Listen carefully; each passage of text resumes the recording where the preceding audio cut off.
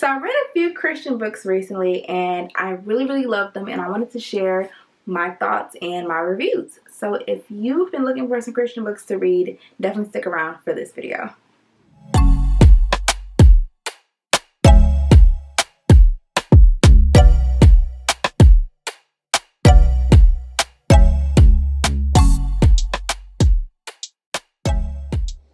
Hey y'all, how you doing? How you living? It's your girl Kiryn Patrice, sharing all things faith, lifestyle, and inspiration.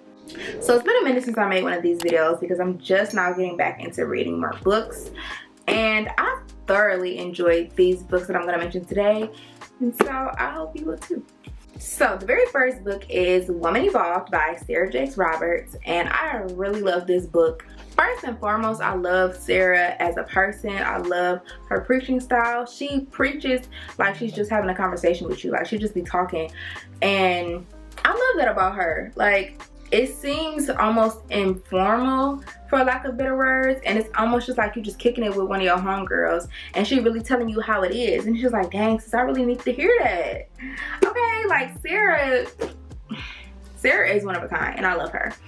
And so her preaching style is very evident in this book. She writes just like how she preaches, and like, you don't get that in a lot of books. I feel like a lot of people try to be very formal when it comes to writing, but Sarah is just herself, and I love that. So I won't give away too much, but the majority of the book is it first starts off talking about how, you know, we're not that much different than Eve. Yes, we give her a lot of crap for eating that apple, right? But when we think about it, in our sinful life now, we can't really blame Eve, you know what I'm saying? Sometimes we like to put the blame on her, but you know, we just gotta keep it real sometimes, okay? So Sarah breaks that down and then just, you know, starts to, you know, really elevate and motivate women through this book. And she's really encouraging us to evolve from like our past hurt, past mistakes, and just becoming the woman of God that He has called us to be. Another thing that I love about this book is that at the end of some of the chapters, Sarah has this thing called Working It Out, and it's basically just journal prompts to, you know, really reflect on the things that you've read. And I love when books do that because it really tests, you know, my reading comprehension.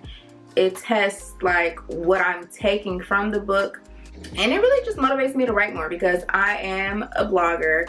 I love writing down anything. Like, I would rather write stuff down with pen and paper than to put it in my notes app when I can, because I know the notes app is more convenient. But the point is, Sarah really helps you dig a little deeper after you've read some of the chapters. Getting to know Sarah as an author, getting to know Sarah as a mother, wife, speaker, like, it's been amazing, and she has definitely become one of my favorite preachers. And I even saw her, what was that, the Elevation tour she did this year, and that was really good too. So definitely get you a Sarah Jakes book. I say it's a must read for a woman that's trying to evolve. If you're looking for a book that helps you elevate, keeps you motivated, and helps you become the woman of God that you should be and need to be, this is the book for you. Book number 2 is Holier Than Thou by Jackie Hill Perry. And child, when I tell you, this book took me literally months to finish. And this book only has about not even 200 pages. Why in the heck did it take me that long to finish this book? I'm gonna tell you why. Jackie is a poet. She wrote this book like a poet, okay? Using a bunch of words I didn't understand. But even with that, I will say this has been one of the greatest books I've ever read. So the book says, Holier Than Thou, how God's holiness helps us trust Him. And the book really, you know, breaks down how God is holy, how He's righteous, and how we are unlike Him. And because of all those things, we're able to trust Him. And that's the most simplest synopsis I can give you, because I can't even go into depths of like everything she talks about. because half the time I have to go back and read sentences 2, 3, 4 times to fully understand what she was saying. And I've never had a book that made me really think that much, okay? And I'm not saying that as a bad thing. A lot of people have given this book bad reviews because it was a hard read to get through. But it was one of the things I actually appreciated, because not a lot of books, you know, stop me in my tracks, have me think. I'm the type of person that wants to keep reading to get through more books, to say I read X amount of books this year. But this book right here, baby, Jackie. I barely have words. I barely have words to say about this book. It was really great. I highlighted a lot in this book, like a lot. And so I plan on going back through these highlights and just reviewing all the things that I've read, because it was good, honey. It was really good. Now I will say, because I struggled so much reading this book, I actually decided to switch to the audiobook halfway through it. So I physically read chapters 1 through 4 by myself, struggling. And then I decided to listen to chapters 5 through 7, which made a huge difference. Now, if you think that you don't want to read them hard words, struggling, trying to understand what Jackie's trying to say, I would suggest going to the audiobook if you're a reader versus a listener, because reading the audiobook really made a difference in understanding. I feel like hearing the flow of how she wrote it versus just reading the words on paper really changes the understanding concept of it, if that makes sense. But I definitely love this book. I have Gay Girl Good Guy on my TBR list, so that will be soon coming.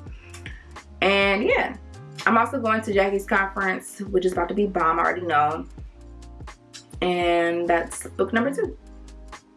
So the third and final book that I read recently is 31 Prayers for My Husband, Seeing God Move in His Heart. And the author is Jennifer Smith. Last year I read her book called 31 Prayers for My Future Husband. And I decided to pick this book up because I am a firm believer in praying for things as though they were, because that's biblical, okay? And I feel like there's nothing wrong with praying for your husband and preparing for marriage in that way. And so knowing that I covered my husband in prayer wherever he is, that makes me feel good.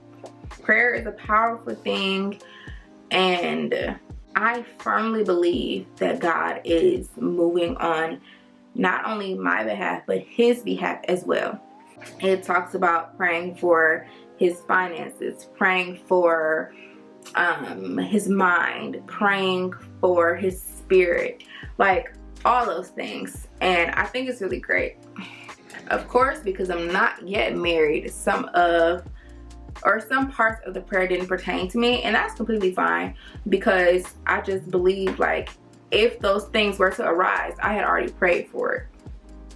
But if you want to, definitely check out 31 Prayers of My Future Husband. I feel like that's a popular book, so I feel like some of you may have heard of it or read it yourselves already, but this is just the one based off those who are already married.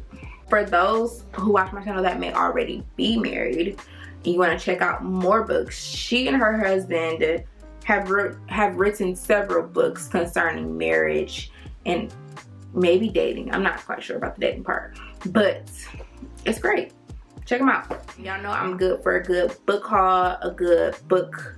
I used to do like books I'm going to read this month, but I thought it would be better if I did books that I've read, so I can kind of talk about them a little bit in case you want to read them yourselves and you got somebody who read it. So you're welcome. But that is all for today's video. If you liked it, definitely give it a thumbs up and comment down below. Let me know some of the books that you guys have read recently, because I'm trying to find more Christian books to read, you know? So let your girl know. But until next time, I will see you all in the next video. Bye.